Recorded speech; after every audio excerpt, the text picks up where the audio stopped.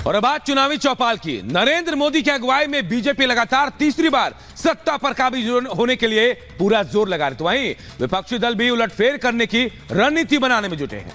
चुनाव से पहले बिहार की आरा सीट पर क्या है सियासी समीकरण, देखिए हमारी ये चुनावी चौपाल में।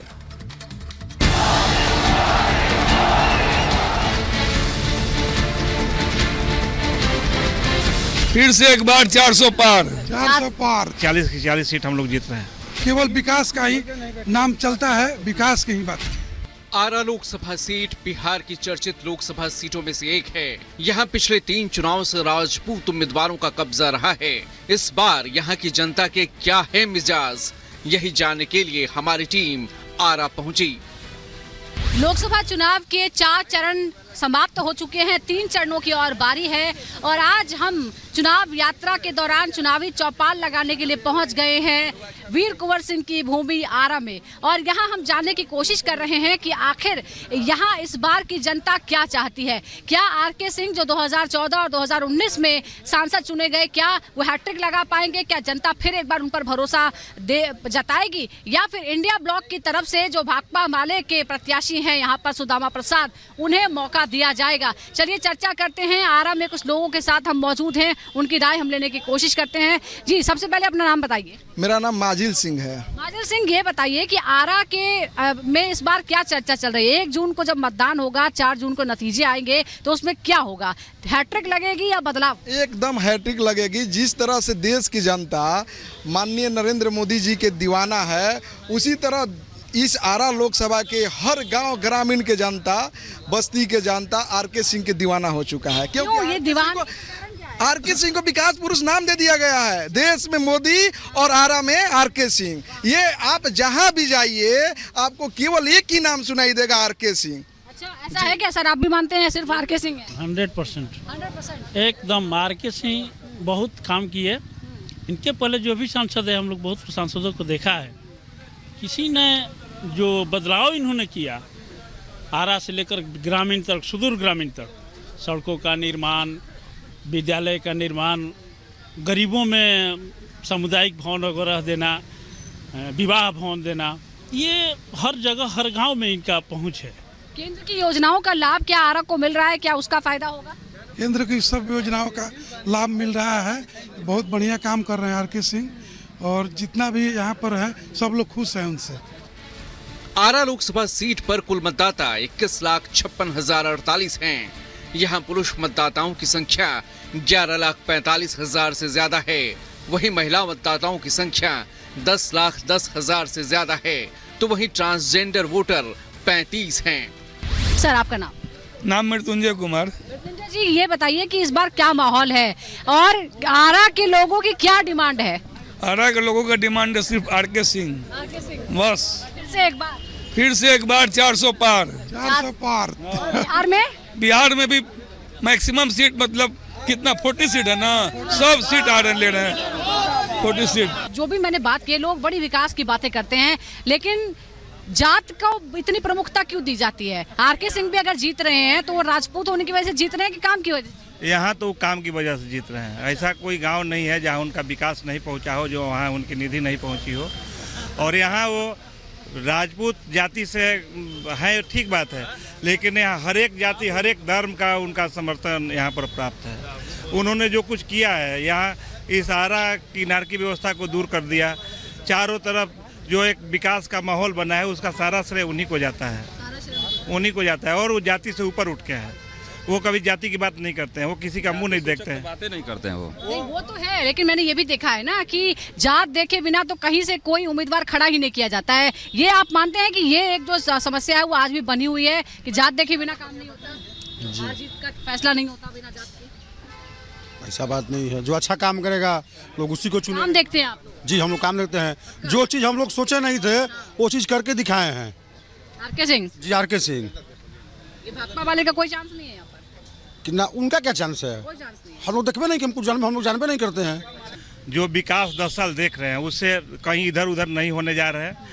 इस बार मार्जिन भी बहुत लंबी रहेगी और बहुत बड़ी मार्जिन रहेगी। और ये मान के चलिए कि बिहार में जो आरा लोकसभा है वो एक नज़ीर बनेगा, अपने आप में नज़ीर है भी विकास के मामले में। जो उन्होंने 10 साल जो निरंतर बिना किसी भेदभाव के जो उन्होंने काम किया है उसका लाभ निश्चित तौर से उनको मिलने जा रहा है।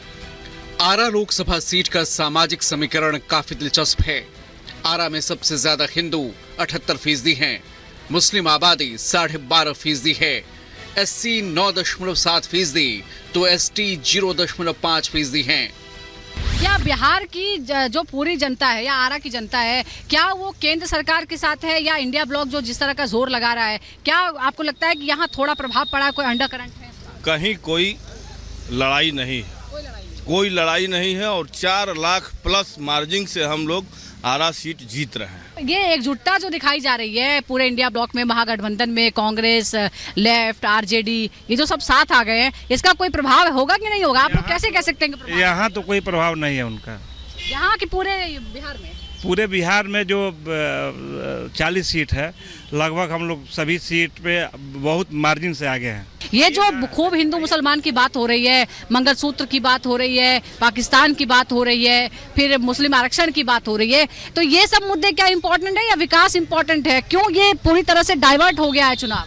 सबसे ज़्यादा विकास इम्पोर्टेंट है। सबसे ज्यादा विकास। हाँ, लोग बोलते हैं कि भोजपुर आरा में भी बहुत हिंदू मुसलमान होता है। नहीं नहीं, यहाँ पर कोई भी हिंदू मुसलमान नहीं होता है, नहीं। यहाँ केवल विकास का ही नाम चलता है, विकास की ही बात। क्या जहाँ RK सिंह है वहाँ पर केवल विकास की बात होती है, विकास हो रहा है। इस बार इस सीट इंडिया अलायंस के बीच है। बीजेपी के टिकट पर RK सिंह यहां से मैदान में हैं, तो वहीं इंडिया अलायंस के सुदामा प्रसाद RK सिंह के खिलाफ ताल ठोक रहे हैं। अब आरा की जनता किस पर भरोसा जताती है, ये 4 जून को साफ हो जाएगा। Bureau report, Republic Bharat.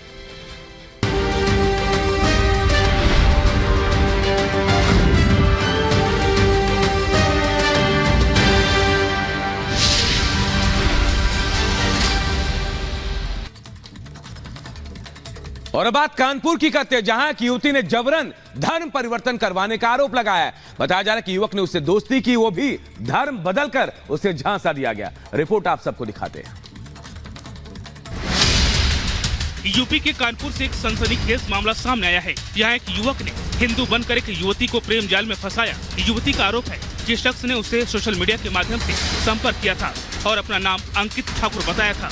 मेरी इंस्टाग्राम के माध्यम से मुलाकात हुई, उन्होंने अपना हिंदू नाम बताया अंकित ठाकुर। तो मुझे अपने फ्लैट पे ले गए, जबरियन मुझे कोल्ड ड्रिंक में नशीला पदार्थ मिला के, उसके बाद मेरे साथ बहुत दुष्कर्म हुआ और प्लस मुझे मारा भी गया। पीड़ित किसी तरह बजरंग दल के संपर्क में आई और पुलिस आयुक्त के पास शिकायत लेकर पहुंची।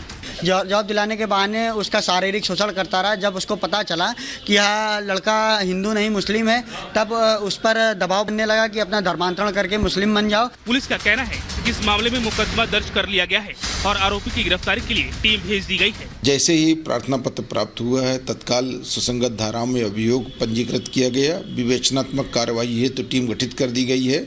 जबरदस्ती धर्मांतरण के खिलाफ योगी सरकार की 0 टॉलरेंस नीति है, लेकिन इसके बावजूद धर्मांतरण के मामले सामने आ रहे हैं।